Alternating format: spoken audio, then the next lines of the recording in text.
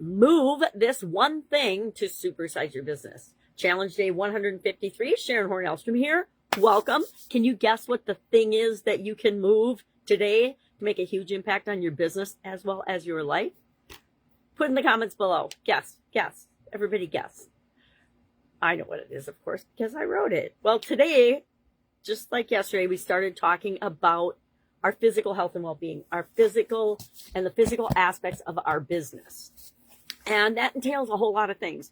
But I don't think we can separate ourselves from our business usually, because everything about our business has an impact on us. Even if it's not your business and you're just working for someone else, the culture, the communication style, the hierarchy, the way it's set up, people's relationships, everything affects us. And one of the ways that we can take more control of that is by moving our bodies. Our topic today along the physical health and well-being standpoint is exercise. Humans are made to move. We are not made to sit behind a desk for 8 to 12 or 16 hours a day. We are designed to get up and go and move around.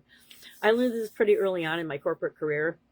I worked in manufacturing, and manufacturing tends to be, at least the companies I work for, in gigantic facilities. So it's pretty easy to get up off your rear, out of your office, and go engage with the people, mostly the people that report to you, your teams and things. I learned that actually my first job out of college, working for Procter & Gamble. We had a huge plant, and we had more than one plant. So there were always people to go meet and visit and engage with and walk around their departments, learn from, etc. And I carried that with me throughout my entire quarter-century corporate career while running businesses on the side. I've shared a lot of my story, little bits and pieces here and there. But exercise, I learned that I performed better. I thought better. I made better decisions. I made quicker decisions. I had more information because I was engaged with the people that needed to do the thing I usually needed to implement in corporate America, or I knew the people well enough in order to help them understand what was in it for them to do whatever it was that management brought down the pipe or whatever I wanted them to do in my own businesses. So there's so many benefits of exercise. I almost feel silly talking about this, especially to a bunch of smart business people. But I also have learned over the decades on myself and on other really, really wise business leaders and people that we don't always do what we tell other people to do. I am pretty consistent and pretty good about doing the things. I'm very good at doing the things I say I'm going to do. I commit to them. But once I decide, it's done. It's a done deal. It might take longer than I thought. It might take shorter than I thought, but it's going to get done. So exercise was one of those, and it didn't really become non-negotiable for me until 2010. I had my sudden cardiac arrest in 2010. And in 2010 and 2011, I needed to make massive lifestyle changes in order to still be here talking to you today. So one of my massive lifestyle changes was I set a goal that I was going to exercise every day for the next year. I ended up going on and exercising every day for the next 8 years. And then I broke my streak because I don't know what happened. I got some kind of an illness, some kind of physical ailment, and it shut me down, and I was bedridden for like 3 weeks. And that's another story for another day, but only 3 weeks. The time before I had a health challenge, besides my sudden cardiac arrest, was I was like mostly bedridden for almost 3 years, and that really sucked. So I learned the importance of moving our bodies, getting up, moving our bodies, no matter how much pain we're in, no matter what's going on, unless we physically cannot. But even if we are bedridden, I could do things.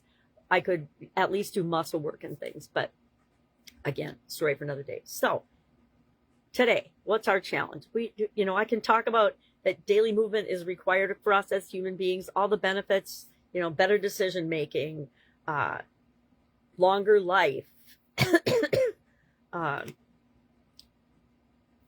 confidence. I'm definitely more confident when I'm exercising and taking good care of myself, and when I'm out engaging with other human beings. Faster decision making because you're involved with the people that need to make the decisions. That's, I think, one of the biggest benefits of getting out of your office and meeting people and being with people. So what are we going to do? Our challenge for you today is to incorporate movement into your business, your personal activity, as well as different aspects that you can. Do you have a workout center in your in your company? If you do, why not have an employee fitness challenge or something, or a workout challenge? And it can be you do it every day, or you do it X number of times a week or something. It doesn't have to be super hard to start. It's just things to get people engaged in moving, because guess what? What we do for ourselves and demonstrate, other people copy, whether we tell them to or encourage them to or not. They see what we're doing. They want to be like us, so they will mimic and model our behavior. And who doesn't want healthier people in your organization? I always do. We used to go for walking meetings. I still do sometimes, depending on the weather. Middle of the winter, nobody will go for walking meetings with me. We used to go for walking meetings, always when the weather was nice. Sometimes we would just have our meetings outdoors. We'd, depending on the company or something, we'd either go outside in the break area where we have picnic tables and things and have a meeting, or we would, when my business was downtown, we'd walk to the park. It was like half a block away. And so we'd walk to the park and we would all gather around and we'd have our meetings outdoors. Why? Because sunshine and fresh air is good for us too. You could do team fitness challenges. You could do some breathing exercises at the beginning of your staff meetings. There's so many creative ways nowadays to do anything you want to do. And if you don't have any ideas, find yourself an AI and ask it, what are some ways to get movement into my X business or X, whatever your company is, whatever industry you're in? Cannot think of a single industry that cannot apply this in some way, shape, or form. And since you can actually sit in a chair or lay in a bed and still do some kinds of exercise, you move what you can, you do what you got, and that more moves. That's been my experience. Pay attention to the time in between the pain, not the pain, and all of a sudden the time in between the pain expands and grows. That was one of my biggest ahas when I first got sick and had chronic pain and all kinds of systemic junk going on with me. Well, I don't know what that was. Anyway, so today we're going to share in the comments below, how did you move today?